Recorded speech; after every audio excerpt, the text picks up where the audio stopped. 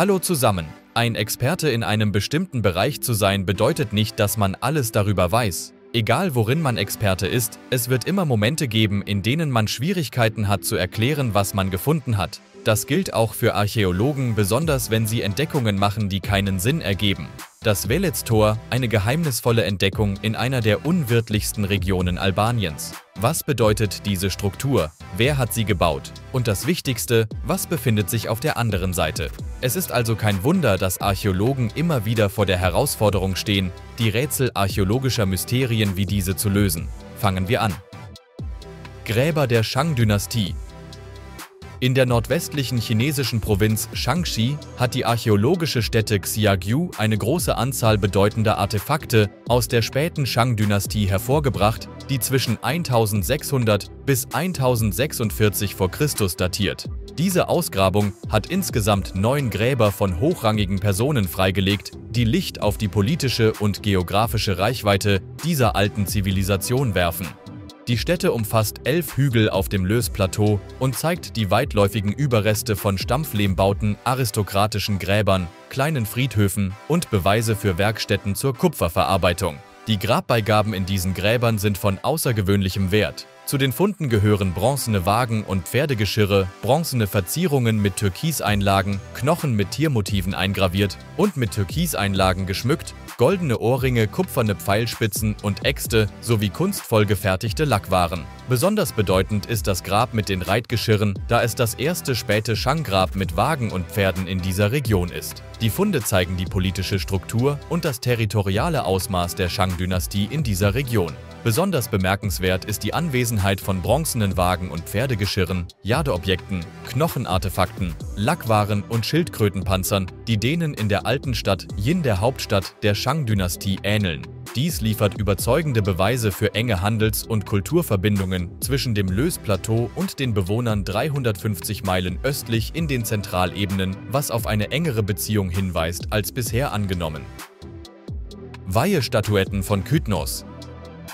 Mehr als 2000 unversehrte Weihestatuetten wurden im Heiligtum der Demeter und Persephone auf Kythnos, einer griechischen Insel, gefunden.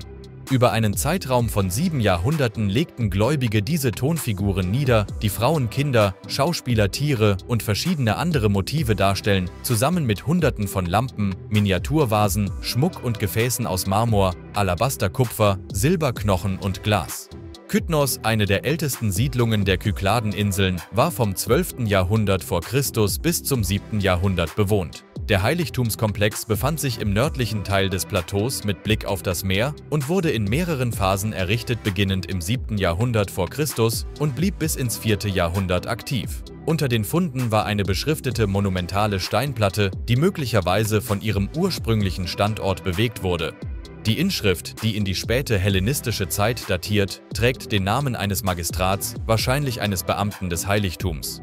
Die Ausgrabung brachte auch importierte Luxuskeramik, verzierte Lampen und Fragmente ritueller Gefäße ans Licht, die mit der Verehrung von Demeter und Persephone in Eleusis in Verbindung stehen. Die Verbindung zwischen der Stätte auf Kythnos und Eleusis, einem der bedeutendsten religiösen Zentren des antiken Griechenlands, ist noch nicht vollständig verstanden. Mumifizierungswerkstätten von Saqqara.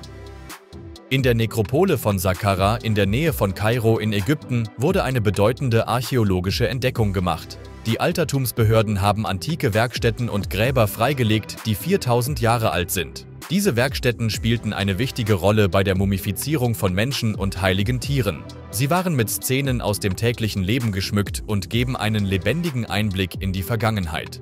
Mostafa Vaziri, der Generalsekretär des Obersten Rates für Altertümer, sagte, dass sie die größte Einbalsamierungswerkstatt für Menschen und Tiere gefunden haben, die jemals im Land entdeckt wurde. Außerdem wurden Gräber aus der 5. Dynastie vor ungefähr 4400 Jahren gefunden, die mit Szenen aus dem täglichen Leben der Ernte und dem Ackerbau verziert sind.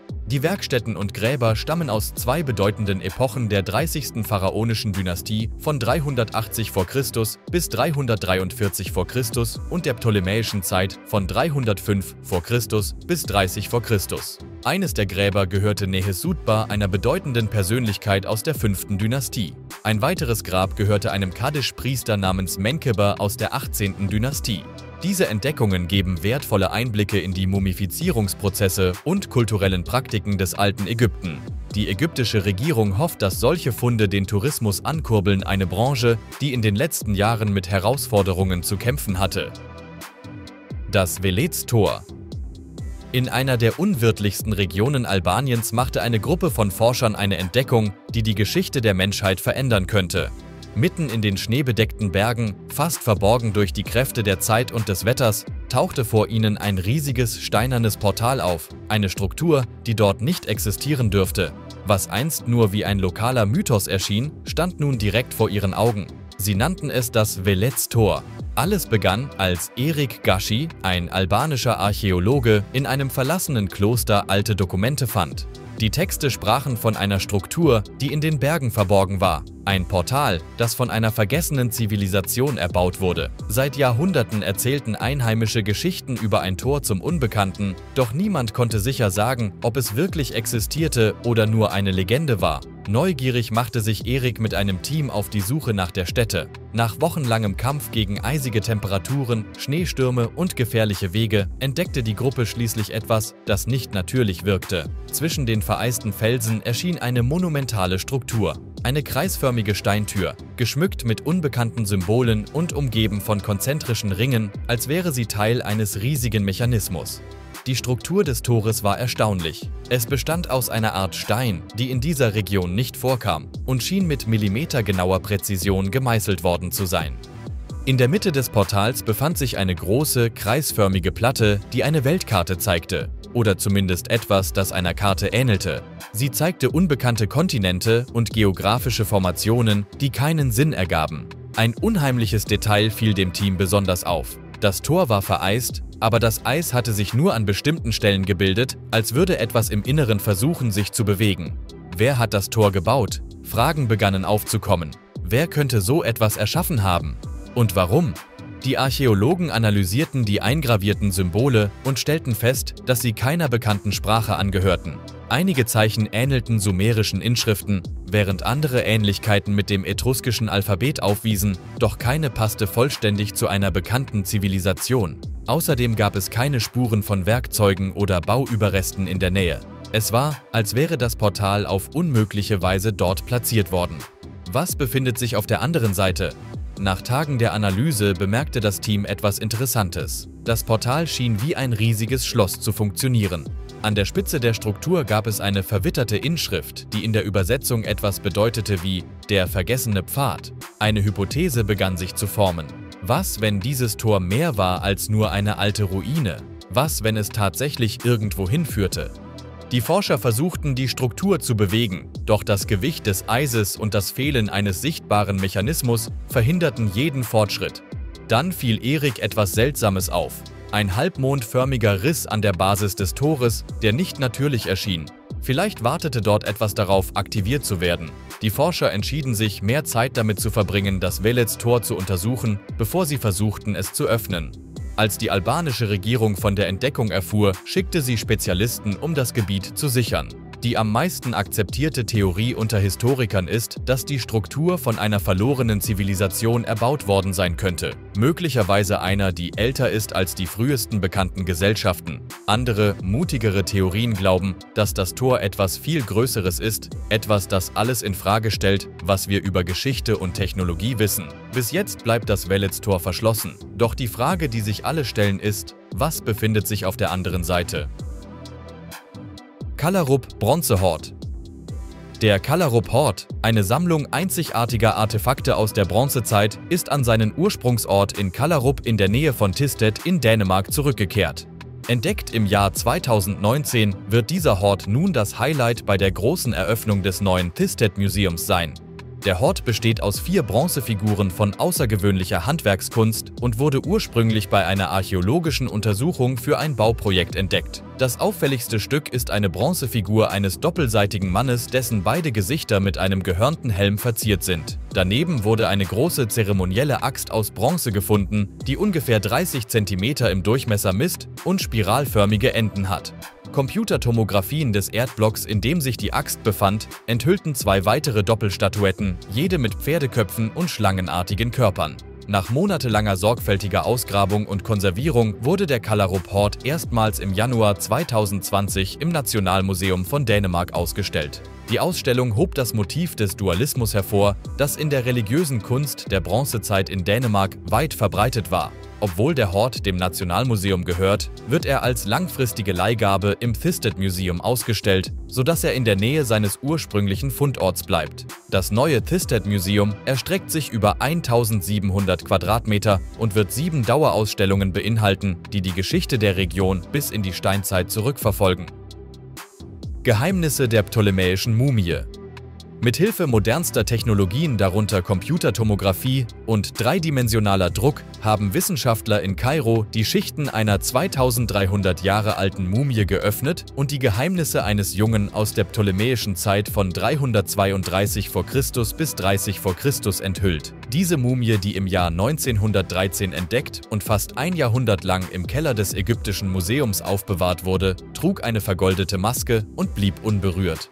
Zaha Salim, eine Professorin für Radiologie an der Universität Kairo, machte es sich zur Aufgabe, diese Mumie digital zu entpacken. Die CT-Scans enthüllten einen 15-jährigen Jungen, der einem sorgfältigen Mumifizierungsprozess unterzogen wurde, bei dem sein Herz erhalten blieb, ein Symbol der Spiritualität. Die Scans zeigten außerdem 49 goldene Amulette, die kunstvoll in die Mumienbinden eingearbeitet waren und verschiedene Symbole darstellten, darunter das Auge des Horus und den Knoten der Isis. Diese Amulette aus Gold und Stein sollten den Verstorbenen auf seinem Weg ins Jenseits führen und beschützen. Ein Beispiel dafür ist ein goldenes Zungenamulett, das in den Mund der Mumie gelegt wurde, damit sie im Jenseits sprechen konnte. Die hochauflösenden Scans ermöglichen es den Wissenschaftlern sogar, ein goldenes Scheidenamulett, das in der Mumie gefunden wurde, dreidimensional zu drucken. Die aufwendige Bestattung und der gut erhaltene Zustand der Mumie deuten darauf hin, dass der Junge aus einer wohlhabenden Familie stammte. Etruskische und römische Statuen. In der malerischen Region der Toskana in San Cassiano de Bagni wurde ein Schatz von 24 etruskischen und römischen Bronzestatuen entdeckt.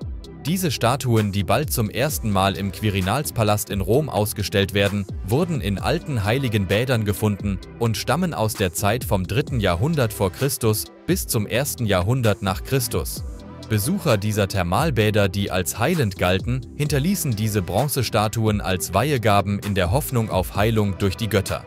Unter den Opfergaben befanden sich Münzen, Statuetten, die Körperteile darstellten, die geheilt werden sollten, und für wohlhabendere Gläubige lebensgroße Statuen von Göttern oder kranken Menschen.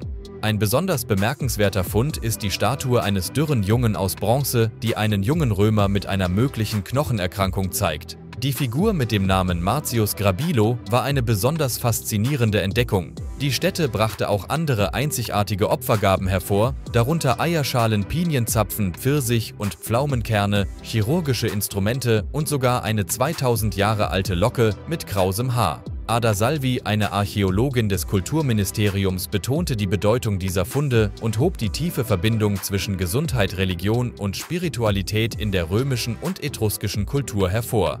Nach ihrer Ausstellung im Quirinal werden diese Statuen durch europäische Museen touren, bevor sie in einem neuen Museum ausgestellt werden, das mit Blick auf die Becken gebaut wird, in denen sie gefunden wurden. Antikes syrisches Evangelium. In der Welt der biblischen Geschichte wurde eine bahnbrechende Entdeckung gemacht. Forscher haben eine 1750 Jahre alte Übersetzung des Neuen Testaments mit Hilfe von ultravioletter Fotografie sichtbar gemacht. Dieser antike Text, ein Fragment der syrischen Übersetzung des Neuen Testaments, wurde im 3. Jahrhundert verfasst und im 6. Jahrhundert abgeschrieben. Das Fragment wurde von Gregory Kessel, einem Forscher der Österreichischen Akademie der Wissenschaften, in einem Manuskript der Vatikanischen Bibliothek identifiziert. Interessanterweise wurde dieses Fragment als dritte Schicht von Text entdeckt, was es zu einem doppelten Palimpsest macht. Die syrische Übersetzung bietet eine einzigartige Perspektive auf die Evangelien mit kleinen Abweichungen vom ursprünglichen griechischen Text. Zum Beispiel beschreibt das griechische Original von Matthäus Kapitel 12, Vers 1, dass die Jünger von Jesus Getreide pflückten und aßen, während die syrische Version hinzufügt, dass sie das Getreide in ihren Händen rieben, bevor sie es aßen.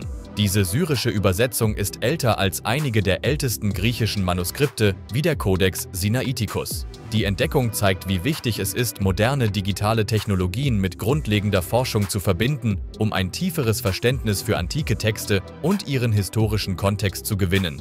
Kannst du dir vorstellen, wie aufregend es sein muss, ein so bedeutendes Stück religiöser Geschichte zu entdecken, das jahrhundertelang verborgen war und nun dank moderner Technologie ans Licht gebracht wurde? 23.000 Jahre alte Fußspuren. Die Geschichte der Menschheit in Amerika ist nicht gut verstanden. Jedes Mal, wenn wir denken, dass wir dem Anfang der Geschichte nahe kommen, wird etwas gefunden, das das Datum der Ankunft von Menschen weiter zurück verschiebt. Hier ist eine Entdeckung, die genau das tut. Es ist eine Reihe von Fußspuren, die im White Sands Nationalpark in New Mexico im September 2021 gefunden wurden, und die Fußspuren sind ungefähr 23.000 Jahre alt. Das beweist ohne jeden Zweifel, dass es während der letzten Eiszeit bereits Menschen in Amerika gab. Die meisten Spuren scheinen von Jugendlichen und kleinen Kindern zu stammen, mit nur wenigen Erwachsenen. Vor dieser Entdeckung glaubten die meisten Archäologen, dass das früheste Datum für die Ankunft von Menschen in dieser Region vor 16.000 Jahren lag. Diese Entdeckung macht diese Idee zunichte. Zu wissen, dass diese Menschen hier waren, bringt jedoch ein neues Problem mit sich. Jetzt müssen wir herausfinden, wer sie waren und woher sie kamen. Menschen sind nicht einfach plötzlich mitten in Nordamerika aufgetaucht, also müssen sie von irgendwoher gekommen sein. Römisches Handwerksviertel. Wir bleiben beim Thema römische Entdeckungen. Archäologen haben in der Stadt Teron in Frankreich ein antikes römisches Handwerksviertel in der Nähe eines Kanals entdeckt. Die gut erhaltene Stätte entspricht einem blühenden Handwerksgebiet, das vor über 1700 Jahren während der frühen Kaiserzeit existierte. Die Ausgrabungen brachten zahlreiche Paare von Lederschuhen mit genagelten Sohlen ans Licht, was auf die Anwesenheit eines Schuhmachers in der Gegend hinweist. Außerdem deuten Fragmente von zugeschnittenem Leder auf eine unvollendete Schuhwerkstatt hin. Die Gründe, warum die Werkstatt nie fertiggestellt wurde, sind unklar, denn die Person, die sie baute, hatte offensichtlich genug Schuhe zum Verkauf. Im Kanal wurden außerdem Kuhknochen gefunden, was auf eine nahegelegene Metzgerei hindeutet. Archäologen entdeckten zudem eine Struktur mit Öfen, darunter 2 blaue Glaszylinder, was auf die Existenz einer Glasbläserei hinweist. Die Ruinen eines weiteren Kanals, einer Straße und einer weiteren nicht identifizierten großen Struktur wurden ebenfalls in der Nähe gefunden. Diese Entdeckung ist der erste antike Kanal, der in der Region Nord-Pas-de-Calais gefunden wurde. Die bemerkenswerte Erhaltung des Handwerksviertels liefert wertvolle Einblicke in den Handel und die Handwerkskunst der Römer dieser Zeit. Altrömisches Parfüm. Neue Forschung zeigt, dass Patchouli, ein moschusartiger Duft, möglicherweise als Parfüm von Menschen im römischen Spanien vor ungefähr 2000 Jahren benutzt wurde. Diese Studie ist die erste Identifizierung der Zusammensetzung eines römischen Parfüms und gibt einen seltenen Einblick in die Düfte des Alten Reiches. Das Parfüm wurde in einer geschnitzten Quarzflasche entdeckt, die über Jahrhunderte verfestigt war und in einer Graburne in Carmona in Spanien gefunden wurde. Chemische Analysen zeigten, dass Patchouli enthalten war, ein ätherisches Öl, das heute oft in Parfüms benutzt wird, aber zuvor im alten Rom nicht bekannt war. Das Parfüm hatte auch eine Basis aus Pflanzenöl, möglicherweise Olivenöl. Die Quarzflasche selbst ist ein erstaunlicher Fund, weil Quarzgefäße als Luxus galten und deshalb eine Seltenheit für Archäologen sind. Der dichte Verschluss der Flasche aus Dolomit und Bitumen sorgte dafür, dass das verfestigte Parfüm erhalten blieb. Neben der Flasche wurden 3 Bernsteinperlen in einem Stoffbeutel gefunden, der sich in einer Glasurne mit der Asche einer Frau befand. Diese Entdeckung zeigt, wie Parfüms in der römischen Kultur benutzt wurden und hilft uns, ihre Duftvorlieben besser zu verstehen. Wikinger-Runenstein.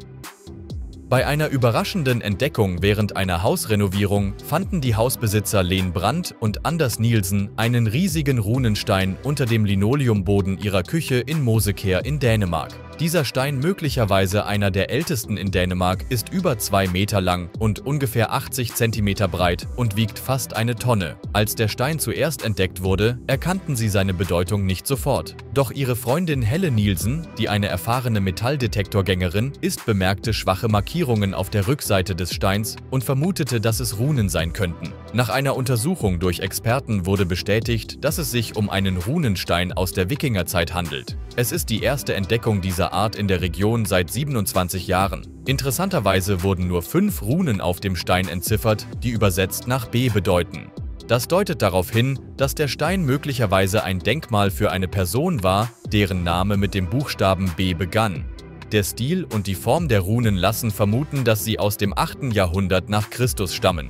Dieser bedeutende Fund wird jetzt im Museum von Ostjütland weiter untersucht. Es zeigt, dass man nie weiß, was direkt unter den eigenen Füßen verborgen sein könnte. Römisches Mausoleum in London.